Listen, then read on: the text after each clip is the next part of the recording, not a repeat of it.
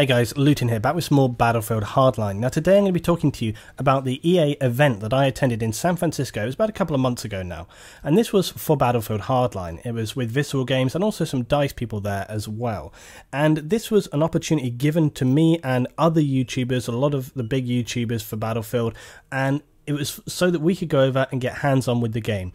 I didn't even know that this was going to be as hands-on as it was. I thought we were just going to get a chance to sort of maybe see a few bits and pieces, talk a little bit about the game, maybe have some kind of press conference kind of stuff. But actually, it was so much more interactive than that. We got to speak one-to-one with many of the devs, not just like one or two people. There was loads of them there, especially in the evening session we got to play with there, and they were just kind of coming into the studio and all hanging out, and we got to sort of just talk about everything there was to do with the game. It was absolutely fantastic. But something else I want to just kind of cover and highlight first. This is my second Ronku video this week. Now if you guys are not aware of what Ronku is, it ran through some of Battlefield 4, and it was basically this program. There was a lot of, sort of talk about it at the time. And it's basically a paid program that EA run, where they kind of give you the opportunity to earn money from some of the videos that you produce. But a lot of people misconstrued this as being a system where they were paying us to say what they wanted us to say. This is just nonsense, basically. It's crap. We can say whatever the hell we want to say, and as you can see from some of my videos this week and the one that I did previously, it's not all good. There's a lot of things that are not good and a lot of things that are good, and so it's very, very important for people to understand that they're not paying us to say things. They're paying for us to kind of make content about the game and then put our point of view across, because that's what it's all about. And that's what this event was about when we went to San Francisco. They wanted to hear what we thought about the game, and this was absolutely fantastic. And actually I can kind of vouch for this already. I can say, when I went to the Battlefield 4 event in Stockholm, and again, I was talking to the developers there, and it wasn't the same as this event, but getting to grips and actually speaking to them, they listen to what you're saying. And they do take these things on board, because at the end of the day, you're playing their game. You're a committed, dedicated player to their game franchise, so what you say matters to them. And that's what was so positive about this event. We all came together in a big conference center, and we had loads of tables, everybody sitting around, but it was very informal, very casual, and they were just showcasing us the game and talking us through the development process, what they wanted to put across, what the premise was for the game, how they came about doing it, and everyone was kind of giving their back and forth and just talking about different elements there. It was so good to hear this, and it was so good to have this first hand. That's what was so positive about this. And the best thing of all, they just constantly opened up the floor to us, and we had some pretty heated debates about a lot of things in the game with Battlefield 4 and stuff, the mechanics.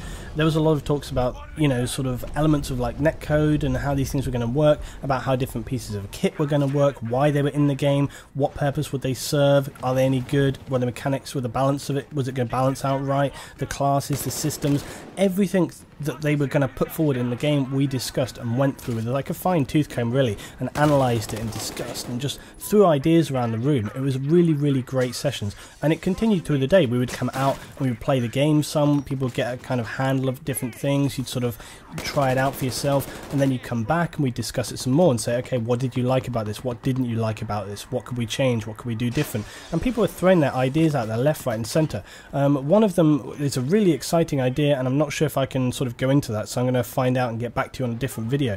But there were some really excellent ideas that got thrown around, and it was just a fantastic process to be involved in.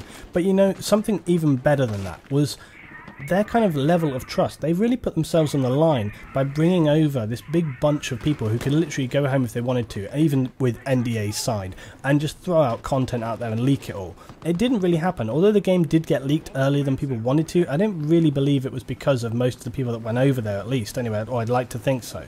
But I know for a fact that when we were there, Carl Magnus was there, and I got to speak to him again, which was great. It's always good to speak to Carl, and you could see he was saying about how they were concerned about this was the first time they'd really done this kind of event, and he looked worried. He was worried because they were showcasing this game so early. This was a very early developmental build, and for them to kind of show it to us in the level of detail that they did, I was really surprised at the level of detail that they showed us at the time, because it was so unusual for them to kind of bring people over at this kind of closed stage and showcase what they did.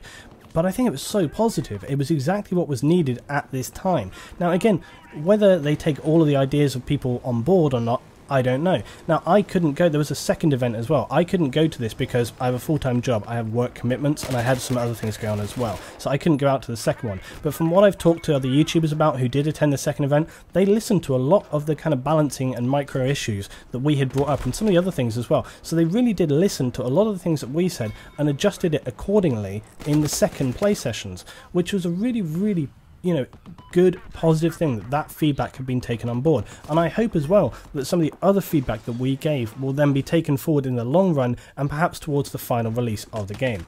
So this was a fantastic event, and it was very privileged to be there, absolutely, of course. But again, at the same time, you know, it's very important that they actually do then take these things on board, because, you know, there's no getting around it. We gave them a grilling when we were out there talking about Battlefield 4, all the things went wrong, and we got to quiz them about why those things went wrong with that game as well as sort of asking, hey, okay, so you've done this with Battlefield 4, what are you going to do to make it different in Battlefield Hardline? What are you going to do to make sure that doesn't happen again? And so there was a lot of, you know, this is one thing that does make me feel a lot better about this game, about Hardline, is that, you know, they really, really were very sincere about, okay, look, we know what went wrong here, we know what happened here, and so on and so on. Now, I got to speak to a couple of the devs at the time over there and ask them about, these are DICE people, and ask them about this. And again, you will have seen the statement that went out recently from DICE talking about these things, and, you know, they're really, really, I wouldn't say repentant, but, you know, they acknowledge that there was major problems there, and it's hurt them badly, and they clearly, you know, regret these things happening, because, you know, you would do. If it's something that you've worked on, you're going to regret those things happening, and it's a shame. You know, one thing I would say about that statement, though, that had been put out there, I wish in many ways they'd done a visual statement. I wish that they could have done some kind of interview with someone and just literally get that kind of, you know, personability across. Have somebody there and literally say, hey, look, we're going to do this. Something else that I think would be so good just from a community point of view would be, there are other games that have put together like sort of videos showing the development process and the production process. And I think it'd be amazing if they would do that with Hardline. If they could put some videos together to release, to show and speak to the developers, the people, the things that they're working on, show their thinking, show the working. Because often I think if people can show the working, it gives them a greater understanding of what is trying to be achieved, rather than just putting out the final product and saying, bam, here you go. You know, because sometimes it helps people understand, it helps people bring them on board with what it is that you're trying to do, rather than just slapping it out there and leaving people to come up with their own conclusions. Because often I feel like people just miss the point a little bit. Like, for example, it's very, very easy to come out and just say, oh, well, this could have been a DLC, why wasn't this a DLC? You're kind of missing the point a little bit in the way that it's working there, because, you know, although yes, there are a lot of similarities between this and other Battlefield titles, there's a lot of similarities between Battlefield 3 and Battlefield 4, but that game went forward in a big transition. Now, you know, the engine hasn't changed, so you're not going to see that same level of change, okay? You're just not going to see it.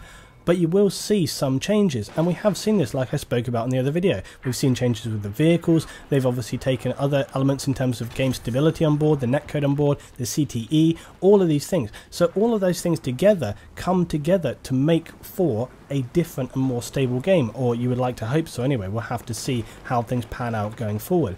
But the point is that there's often more to these games than meets the eye, and just trying to meet everything at face value constantly, and you just look at it and go, okay, well, that's just like that. You know, you make your very initial kind of gut reaction. It's not always the best way to go about it. And, you know, for me personally as well, I was very, very cynical when I kind of was playing the beta and the kind of gameplay I was having publicly. Now, I'm still acknowledged that is an issue, but I have had a different kind of perspective, leaving it for a little while and then you come back. You kind of look at things with a fresh look, and that can be very true with all games and all things that you do, really.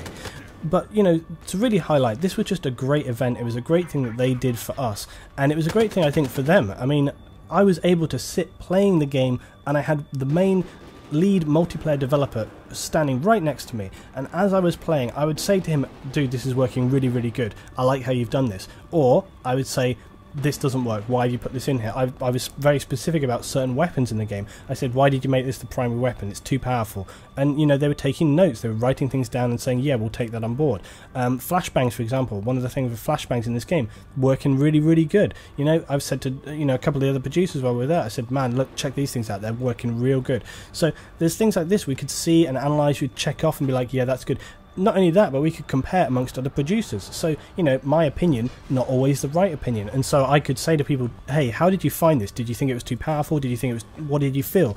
So we could kind of bounce ideas around. It was a really good, fantastic forum, and I think it will contribute a lot towards the positivity of the final production of this game. So let me know your thoughts as always about Battlefield Hardline, the processes that we're going through leading up to the release, and what do you think about some of the other game modes that are going to be coming in? Are you excited to see those other game modes? Are you reserving judgment until you get a more, you know, encompassing whole view of the game?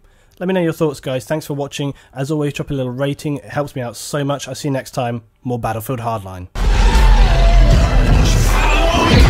Into the jungle.